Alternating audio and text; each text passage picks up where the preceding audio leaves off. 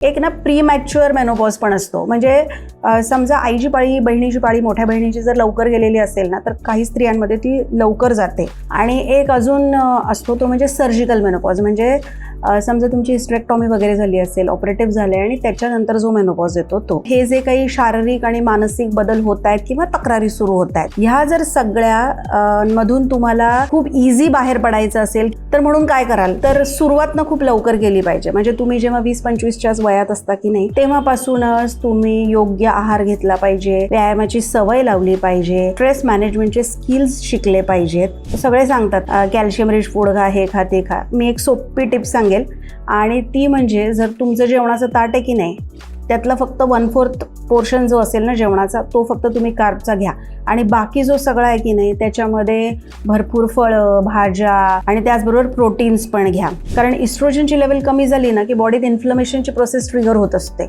मग इन्फ्लमेशन जर तुम्हाला कमी करायचं असेल आणि तज्जन्य आजार होऊ नये असं वाटत असेल, जसं बीपी, डायबिटीज, शुगर वगैरे वगैरे, तर तुम्ही अँटीऑक्सिडंट रिच फूड घेतलं पाहिजे. मग आवळा असेल, तुम्ही माझा आवळ्याचा व्हिडिओ पण बघा.